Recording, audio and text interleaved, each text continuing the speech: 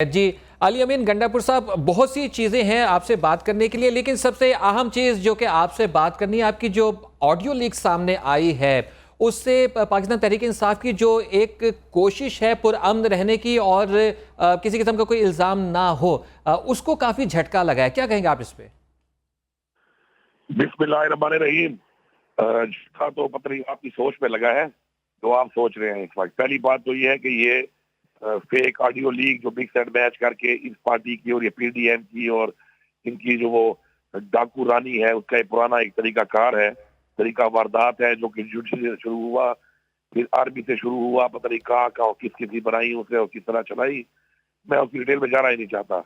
मेरा सिंपल सा एक मौकिफ है, एक मेरा पार्टी का मौकिफ है और एक मेरा मौकिफ है, और इसमें एक बात जो है वो बड़ी क्लियर है कि हम पुरअमन थे, पुरअमन है और पुरअमन रहेंगे। ठीक है। अच्छा, जो बयान आपसे मंसूब किया जा रहा है, फिर इसका मतलब है कि वो बयान भी जो मीडिया पे आ रहा है, सामने आ रहा है, वो भी झूठ है कि आपने ये कहा है कि हमारे लिए आप वहां पर जो है वो हमें मारने के लिए खड़े हुए हैं, तो हम फूल थोड़ी लेके ना खड़े होंगे। ये बयान भी फिर गलत है। वो बिल्कुल झूठ नहीं है। वो जो इन्होंने ऑडियो लीक बना के मिक्स एंड मैच किया है, मैं उसके ऊपर बात कर रहा था, आपने बात काट ली। अगर राना सनाउल्लाह जेम्स बॉन्ड बन के और ये हमें मारेगा और ये हमारे ऊपर गोलियां बरसाएगा पहले की तरह, और ये हमारे पे आंसू गैस बरसाएगा पहले की तरह, पिछली दफा 17 बंदे मेरे धरने किए इससे, और अगर इस तरह करेगा तो मेरा ये जाती मौकिफ है कि मेरे साथ जो लोग आ रहे हैं वो मेरे बच्चे हैं, मेरे भाई है, और अगर ये उनको मारेगा तो मुझे इस्लाम ने भी और इस आइन ने भी अपने तहफ़्फ़ुज़ की इजाजत दी है। तो फिर जाहिर बात है एक ठीक है, ठीक है। जो लोग आपके साथ आ रहे हैं वो आपके पर्सनल गार्ड्स हैं, या वो आप खासतौर पे लोगों को तैयार करके लेकर आ रहे हैं, कुछ असले के साथ आ रहे हैं? असला जायज़ है, नाजायज़ है, या क्या क्या क्या उनके पास जो सा वो होगा, क्या ताकत उनके पास होगी कि वो राना सनाउल्लाह साहब को, या फिर मैं तो दूसरे मानों में ये कहूँगा कि रियासत को आप जवाब देंगे? भाईजान बात यह है कि मैं कोई आज से तो कोई आज कोई मेरी ऐसी कोई बात है या कोई आज आपके लोग सुन रहे हैं ऐसी बातें, मेरे ऊपर इससे पहले टेररिस्ट अटैक भी हो चुके हैं। मेरी पिछली हुकूमत में जब मैं मिनिस्टर था मेरे पे अटैक हुए, उसके बाद मेरी हुकूमत के अंदर मेरे पास इदारों के लेटर पड़े हुए हैं, कितने थ्रेट अलर्ट के लेटर पड़े हुए हैं, उन्होंने मुझे भेजे हैं कि आपको कहाँ कहाँ से थ्रेट्स हैं। इसके अलावा जो मेरे पे हमले हुए हैं वो भी आप रिकॉर्ड हैं। अपने हिफाजत करने के लिए मेरे पास गार्ड तो हमेशा से होते हैं, मेरे पास लाइसेंसेस भी हैं अपने माशाल्लाह। और मैं मतलब ये बताऊं आपको कि मेरे कोई भी लाइसेंस मेरे पीटीआई गवर्नमेंट के दिए हुए नहीं है, कि उससे पहले के मेरे लाइसेंसेस हैं। तो मुझे आइन के अंदर एक तहफ़्फ़ुज़ के लिए लाइसेंस प्रोवाइड किया जाता है, वो मेरा हक है कि मैं उसको साथ लेके फिरूं। उससे मुझे कोई भी है फरोख है कि अगर आज मिनिस्टर बन गया है, अपनी हक में रहे, अपनी औकात में रहे। हमारे आबा अजदाद ने इस मुल्क को आज़ाद कराने के लिए जान और मालिक को बचाई है, और की आज़ादी। अच्छा, जिस तरीके से राना सनाउल्लाह जो है वो इंतहाई जारहाना मूड में नजर आ रहे हैं, बल्कि उन्होंने ये भी कह दिया है कि अगर किसी ने जो है वो आकर चढ़ाई करने की कोशिश की तो वो हशर करेंगे कि आइंदा कभी सोचेंगे भी नहीं। आपका मूड भी जो है वो कुछ इसी तरह का नजर आ रहा है, तो आपको नहीं लगता कि ये कशीदगी की तरफ जाएंगे? और अगर कशीदगी हो जाती है तो फिर नुकसान किसका होगा? हम तो जी पुरअमन लोग हैं, पहले भी पुरअमन तरीके से आए, इन्होंने हमारे पे हमले किए, लेकिन हमारी हुकूमत के अंदर ये लोग जो बार बार आए तो इनको हमने कुछ भी नहीं कहा। अब मैं एक जाती जवाब देता हूँ राना सनाउल्लाह को, इस बात पर कि कोई आएगा तो मैं उसका हशर नशर कर दूंगा। अपनी औकात में रहो, अपनी हैसियत में रहो। हम पाकिस्तान के शहरी हैं, ये पाकिस्तान हमारा है, इस पाकिस्तान के लिए हमारी कुर्बानी आपसे ज्यादा है, हमारे अबाउजाद की कुर्बानी आपसे ज्यादा है। वरना हिस्ट्री उठा ले, इसके दादे की भी उठा ले, इसके परदादे की भी उठा ले, इसके बाप की भी उठा ले और मेरी भी उठा ले। मेरे बाप ने 2 जगह लड़ी है, वो एक फौजी रहा है, मेरे भाई ने कारगिल की जंग लड़ी है, इसे रसारी में करचन की है, बर्शियात बेची है 2 नंबर आदमी ने। ये मेरा हशर नशर करेगा? ये इतना बड़ा आदमी बन गया है, इसकी औकात क्या है? और अगर ये कहता है और बार बार धमकियां दिलवा रहा है कि मैं हशर नशर करूंगा, तो मैं अपना जाती मौकिफ दे रहा हूँ, पार्टी का मौकिफ नहीं है। और मैं रिपीट कर रहा हूँ कि अगर ये हमला करेगा और मारने की कोशिश करेगा तो ऐसा ही जवाब मिलेगा इसको। अच्छा, अगर इस दौरान में खुदा ना खास्ता किसी मासूम की जान चली जाती है तो आप इसकी जिम्मेदारी लेंगे? इसकी जिम्मेदारी तो ये लेगा जो मारने की धमकियां दे रहा है, जो रास्ते में हमें मारने के लिए रोकेगा, जो हमारे पे हमला करेगा। हमेशा जिम्मेदारी वो लेता है जो हमला करता है। हम ना पहले हमला करने वालों में थे, ना हम हमला करने वालों में है, ना ठीक हमारी है। नीयत है, ना अभी हमारी तक सोच जो है, लॉन्ग मार्च ना का हमारी रवैया, पार्टी की सोच है। जी ठीक है, अभी तक जो लॉन्ग मार्च का रवैया है उससे तो ये तासुर साफ जा रहा है कि आप लोग इंतहाई पुरअमन हैं, अभी तक किसी किस्म का कोई एक पत्ता भी नहीं गिरा। लेकिन जो असल सूरत हाल इस्लामाबाद में दाखिले के वक्त नजर आ रही है, अब वो काफी खतरनाक नजर आ रही है। जिस तरीके से अभी आप भी कह रहे हैं कि अगर तो उन्होंने छेड़ा तो सूरत हाल जो है वो खतरनाक होगी, कशीदगी की तरफ जाएगी। तो आपको नहीं लगता कि इस वक्त जो अवाम का एक जहन जो वो बना हुआ है वो आप लोगों के हक में है? ऐसा ना हो कि इस कशीदगी के बाद आपके ऊपर उंगलियां उठनी शुरू हो जाएं, आपकी इस सियासी कुव्वत को नुकसान पहुंच जाए। मैं एक बड़ी क्लियर बात कर रहा हूँ, ये जंग इमरान खान की नहीं है, ये जंग अली अमीन की नहीं है, ये जंग तरीके इंसाफ की नहीं है, ये इस मुल्क की जंग है। आप मुझे बताएं कि एक 78 साल का एक बुजुर्ग आदम सबाती जो इस वक्त एक सेनेटर है, उसको आप उठा के बराना करके मारते हैं। आपको इजाजत किसने दी है? किस कानून में आप ये कर रहे हैं? किस निजाम में आप ये कर रहे हैं? और अगर आप ऐसा कर रहे हैं तो आज आपने खुद मजबूर किया इस अवाम को कि वो अपनी हकीकी आजादी दोबारा ले, जो आजादी उन्होंने 75 साल पहले एक दफा ले ली थी अपने मुआवजात के जरिए। आप आज एक मैसेज दे रहे हैं इस तरह करके कि ना आप महफूज है, ना आपके वालिदैन महफूज है, ना आपके बुजुर्ग महफूज है, ना आपके बच्चे, माए, बहनें और बेटियां महफूज है।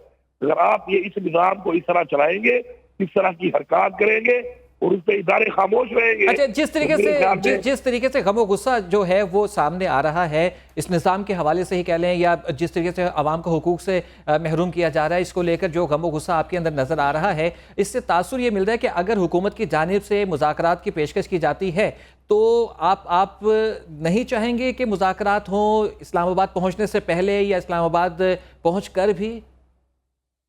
देखिए जी, मैं बशमूल तमाम लोगों के जो इमरान खान के साथ हैं, हम इमरान खान के हर फैसले की पाबंदी है, हम इमरान खान के अहकामात को मानते भी हैं और पहले मानते भी रहे हैं। उन्होंने जो फैसला करना है हमने उस पर लब्बैक कहना है, ये क्लियर बात है। बाकी इमरान खान जो फैसला करेगा, जो इमरान खान कहेगा, इंशाल्लाह हम उसको तेरह रुकनी कमेटी की इतलात मौसूल हुई है मुज़ाकरात के लिए। 13 रुकनी कमेटी बनी है, राना सनाउल्लाह जो है वो उसकी क़यादत कर रहे हैं, उसकी सरबराही कर रहे हैं। तो मुज़ाकरात तो फिर राना सनाउल्लाह से ही करने पड़ेंगे, इस पर आप क्या कहेंगे? मैं दोबारा रिपीट करता हूं कि ये इमरान खान साहब का फैसला है, ये इमरान खान साहब का प्रोग्रेटिव है। वो जो भी करेंगे, जिस तरह भी करेंगे, हम उनके हर फैसले के, उनके हर हुक्म के पाबंद हैं। ठीक है, अभी तो ट्वीट खान साहब का ये सामने आया है कि ना किसी किस्म के मुज़ाकरात के लिए वो राजी हैं, ना ही वो अगर लाहौर अभी वापस आए हैं तो किसी से मुज़ाकरात करने नहीं आए हैं। तो फिर और ये इस वक्त जो अब जो मौजूदा सूरत हाल है वो लॉन्ग मार्च से ज़्यादा ये पावर शो लग रहा है, तो इस पर आप क्या कहेंगे? मैं तो जी चूंकि खुद भी अपना ये अरेंजमेंट से फिर रहा हूँ, ज्यादातर बाहर ही हो रहा था और ज्यादातर मैंने फॉलो नहीं किया बहुत सी चीजों को। ये मीडिया के जरिए मुझे पता चला कि राना सनाउल्लाह ने एक फेक वो जो है ऑडियो लीक करके मेरे ऊपर एक प्रोपेगेंडा आज करने की कोशिश की है। तो बाकी जो मैंने पहले आपको बोला है उसके मुताबिक मैं यही कह सकता हूँ कि अगर इमरान खान साहब ने मुज़ाकरात करने होंगे, वो कोई बंदे अपने आइडेंटिफाई करेंगे, वो करना चाहते हैं, वो करने करें। ठीक है। अच्छा, अली अमीन गड्ढापुर साहब जी, जिस तरीके से ये कहा जाता है कि सियासत में जो है वो दरवाजे खुले होते हैं और बातचीत के दरवाजे खुले होते हैं, मुज़ाकरात किए जाते हैं। अब हर किसी से लड़ाई करके भी रास्ते जो है वो नहीं निकलते। आपको लगता है कि रवैयों में दोनों जानिब से भी, आपकी तरफ से भी उधर से भी, रवैयों में थोड़ी नरमी होनी चाहिए ताकि बैठ के बात हो जाए, सही नतीजे पर पहुंच जाए, कोई दरमियानी बात हो जाए, कुछ अपनी मनवा लें, कुछ उनकी मान लें? भाईजान देखें हमारी डिमांड क्या है। हमारी तो एक डिमांड है कि आप इलेक्शन करवाएं, फ्री एंड फेयर इलेक्शन करवाएं, और जो पाकिस्तान की आवाम जिसको वोट देकर आना चाहती है, लाना चाहती है, तो उनको आने दें और उनके फैसले करने दें। उसके ऊपर जो इन्होंने रवैये इख्तियार किए हुए हैं और जिस तरीके से इन्होंने मुल्क की मैशत को तबाह कर दिया है, मुल्क के अंदर कभी ऐसा नहीं हुआ कि एक सेनेटर को उठा के आप बर्राना करके मारना शुरू कर दें, उससे पहले आप लोगों में पर्चे काटें, आप लोगों को इतना तंग करें कि अरशद शरीफ शहीद की आपके सामने मिसाल पड़ी हुई है कि उस बेचारे को मुल्क छोड़ना पड़ा और वो बाहर जाके भी महफूज ना रहा। कौन जिम्मेदार है इसका? आज ये रियासत इतनी कमजोर हो चुकी है कि वो अपने ही लोग इतना मजबूर कर रही है कि वो किसी और जगह जाके पढ़ा लेते हैं, उधर भी वो सेफ नहीं रहते। तो इन चीजों पे एक सवालिया निशान है। ये सवालिया निशान पैदा करने वाले कौन लोग हैं? आज वो जवाबदेह हैं और उनके लिए एक बेहतरीन हाल यही है कि फ्री एंड फेयर इलेक्शन करा दे। ये आवाम जिसको चाहती है, जिसके हाथ में देना चाहती है अपनी कौम के फैसले, अपनी कौम की खुद मुख्तारी, अपनी कौम की हुकूमत, उनको देने दे।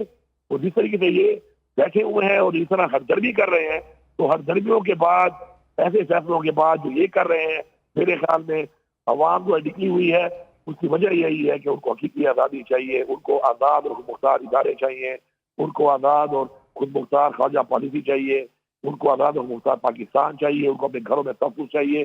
तो उसी की वजह है कि आज पूरी कौम नाकाम तक खड़ी है। ठीक है। अच्छा, एक अहम चीज़ मैं आपसे इसके ऊपर बात करना चाह रहा हूँ कि किसी भी चीज़ की कामयाबी है, इस तरीके से आप अगर सियासी क़ुव्वत का मुज़ाहरा करते हैं ना, तो क़यादत में इत्तेहाद बड़ा ज़रूरी होता है। आज कंटेनर से 2 वीडियोज़ जो हैं वो लीक हुई हैं, जिसमें इख्तलाफ़ात वाज़ेह तौर पे नज़र आए हैं। जो क़यादत है आपकी, उसमें असद उमर साहब जो हैं वो बहस कर रहे थे शदीद किस्म की, और फिर उसके बाद हमने ये देखा कि माइक जो है वो फैसल जावेद साहब से छीन लिया गया। आपको नहीं लगता कि इस वक्त इत्तेहाद की ज़रूरत है? आपके MNAs MPs के बारे में भी ये खदशा ज़ाहिर किया जा रहा है कि वो भी कुछ नाराज़ हो रहे हैं। अगर इस्लामाबाद पहुंचने से पहले आपके MNA MPs नाराज़ होकर आपसे अलग हों, तो इस तरह की भी कोई चाल चली जा सकती है?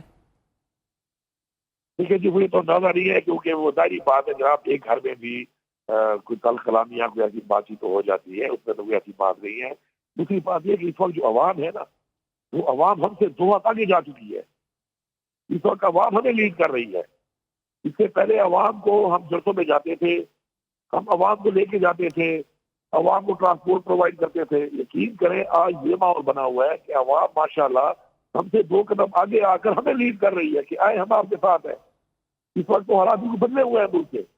इमरान खान के साथ एक वो अवाम खड़ी है जिसने इलेक्शन लड़ना है, जिसने सियासत करनी है, जिसको ना फिक्र चाहिए, उसको एक चीज चाहिए कि खुद मुख्तार आजाद पाकिस्तान। और ठीक ये है। वो अवाम है कि जो ये आज़ादी इंशाअल्लाह लेकर दम लेगी। जी, बहुत शुक्रिया आपका अली अमीन गढ़पुर साहब, हमें ज्वाइन करने का। आपने हमें वक्त